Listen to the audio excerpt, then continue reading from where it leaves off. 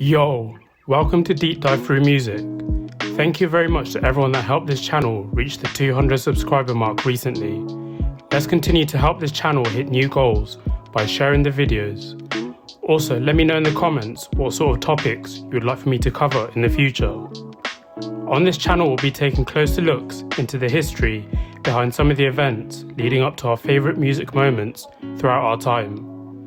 Today we're going to take a look as to how 1998 was the year No Limit Records dominated the music industry and how they stamped their place in hip-hop history. In 1998, way before the download and streaming era, No Limit Records had managed to sell 15 million records in that year alone.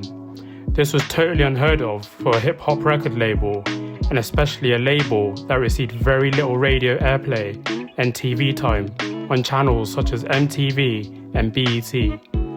Whilst 1998 was No Limit's most successful year, to understand what led up to No Limit's unprecedented run, we have to go back many years back when its founder and CEO, Master P, was trying everything he could to get his foot into the music industry and make a way for his family to get out of the hood.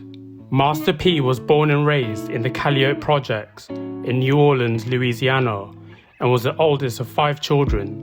He had 3 brothers who all played a pivotal role in the success of No Limit Records. They were C Murder, Silk the Shocker, and Kevin Miller. During the late 1980s, Master P was heavy in the streets, trying to provide for his family, but was often involved in shootouts, which he always narrowly avoided getting seriously hurt. But Master P told XXL magazine, "A lot of my friends were dying young, and I wanted to live to be over 19. I thought I was going to die before I met 19, because all my friends were getting killed at 15, 16, 17 years of age. So I jumped in my car and moved to Richmond, California." After inheriting $10,000 from his late grandfather, Master P opened a record store in Richmond called No Limit Records. This would form the foundation of the future multi-million-dollar record label. It was this time spent in the Bay Area where Master P learned how to hustle in the music business, but he was also able to apply the knowledge he had learned from another Texas legend that had paved the way for Southern rap to be put on the map. That legend was J Prince from Rap-A-Lot Records. Master P has stated numerous times, "I learned what Lil J was doing with Rap-A-Lot in Houston because I went to the University of Houston to play basketball. Then in the Bay Area, I learned the game from E40's uncle, St. Charles Walter, at City Hall Records." On February 15th, 1990, Master P released No Limit's first ever record, which was a cassette tape named Mind of a Psychopath. P hit the road selling his own music out the trunk of his car and got hot enough to start opening up for hip-hop acts like Tupac and Spice One. At this time, Master P had brought C Murder, Silk the Shocker, and his wife Sonia C along with him to the Bay Area and created the iconic group True. Master P also included his Bay Area friends such as Big E and EA-Ski into the group, and True would go on to release several EPs and albums throughout the early to mid-90s. Notable albums during the time were Master P's debut album Get Away Clean, his 1994 album The Ghetto's Trying to Kill Me, and also True's first album as a group, Who's the Killer. One person that never followed Master P out of New Orleans was his younger brother, Kevin Miller, who was still deep in the streets and had built a reputation for himself in the Calliope Projects. However, in late 1990, he was killed, and Master P says this fueled him on even more to protect his family and create a name for themselves.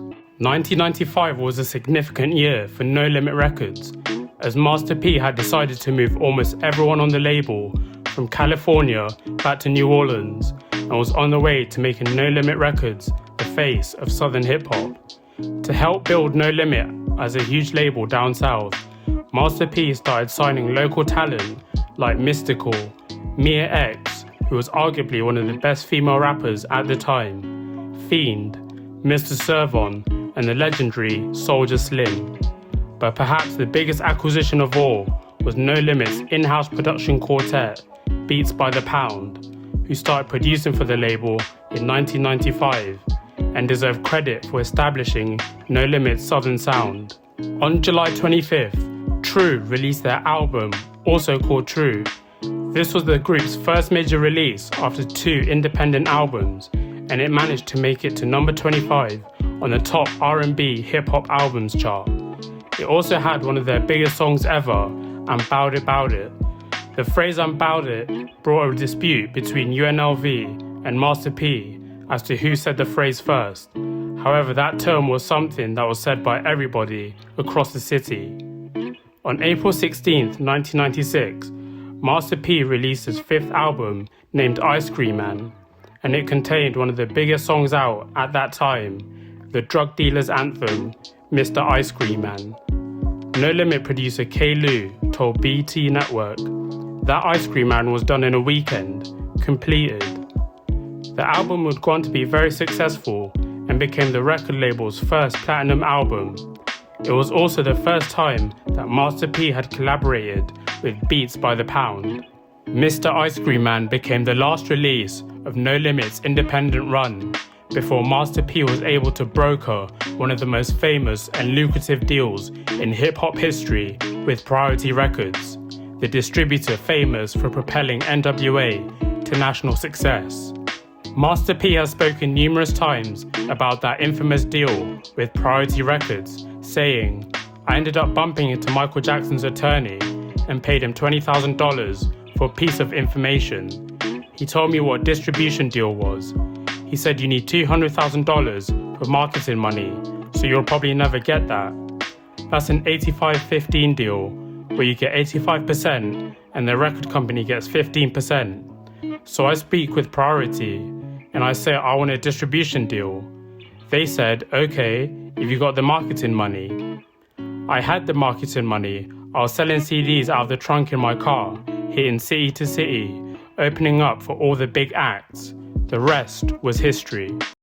Near fatal shooting, but he couldn't survive a second. Rap star Tupac Shakur died last night after a brief life in a rough business. He was 25. Here's NBC's Stan Bernard.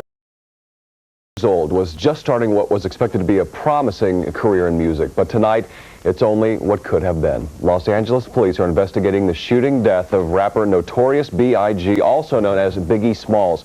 He was gunned down early today.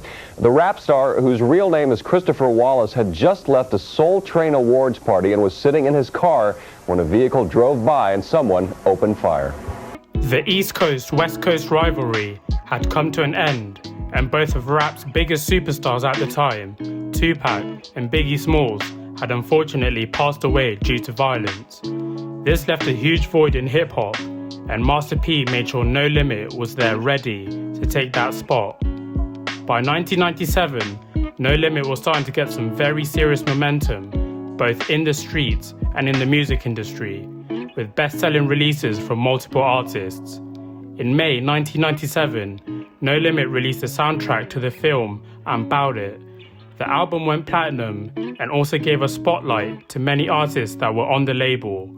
The album releases continued with True and their release of True to the Game, Mia X's Unladylike, which went gold, and Mystikal's platinum-selling record Unpredictable, which came out on November 11th, 1997.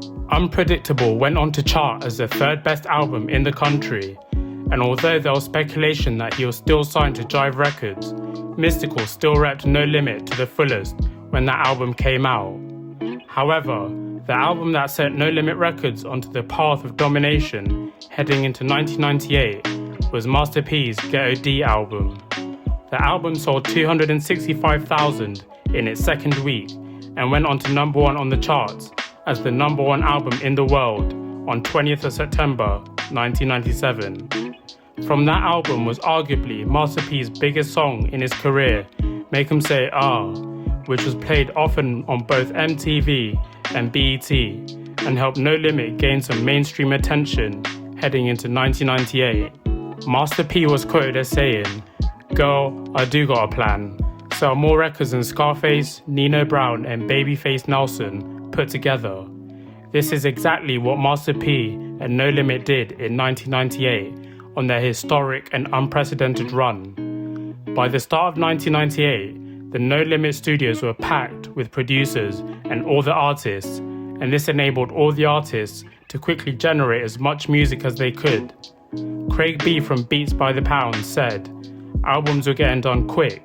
You had 5 producers. I go to you, I don't even get time to listen to it. Then I go to the next room, to him, to him, to him, and keep coming back round until my album was done." No Limit would go on to release a new album or compilation at least once a month, starting in January with Young Bleed's My Balls and My Word, which went gold literally 1 month later. That would then be followed by Silk the Shocker's platinum album, Charge It to the Game. It debuted at number 3 on the Billboard 200 and only took 1 month to go platinum. Silk the Shocker's stardom was rising as he was featured on the front cover of the Source magazine's Rap's New Generation edition alongside DMX and Corrupt. However, the album that everyone was waiting for and was hotly anticipated was C Murder's debut album, Life or Death. A No Limit engineer told BET Network, "The streets were really calling for C. He had been around No Limit since 1991, and at that point, everybody started talking about C Murder." Life or Death most definitely delivered on the hype, as it went to number 3 on the Billboard 200 charts and eventually went platinum. The success of 1998 continued with 3 more gold albums from Fiend, Soulja Slim, who many debate may have had the greatest album on No Limit Records with Give It To 'Em Raw, and Cain and Abel. This assembly line of hits continued through the year, with Mia X releasing her gold album, Mama Drama, and No Limit's run culminating in December with Mystikal's platinum album, Ghetto Fabulous, which sold 386,000 in its first week. It has been said that during 1998, if you looked at the charts, it looked like every other record belonged to No Limit. The 2 biggest albums that No Limit Records released in 1998 were Master P's MP The Last Don, which was hugely successful as it debuted as the #1 album in the world and sold 495,000 copies in its first week.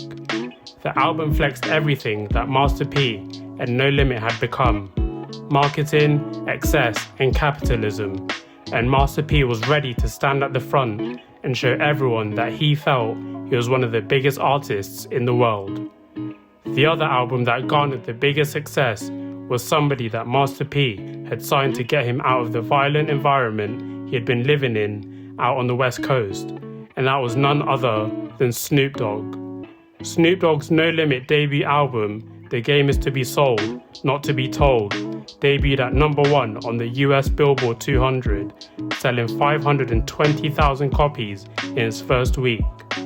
No Limit released 23 albums in the whole of 1998, and Snoop Dogg would go on to feature on 19 of them. This showed the world the type of work ethic all the artists on the label had. Of the 23 albums that came out, 6 went platinum and 5 went gold, and even the least recognizable albums were still very hot on the streets. Master P says, "In 1998, we had like 12% of the music market share in the world." David Banner told Hip Hop Evolution, "Them boys did more in a year than most record companies do in a tenure." Music website Genius has gone on to say, whilst 1998 was the last truly dominant year for No Limit, the label and Master P's influence lives on.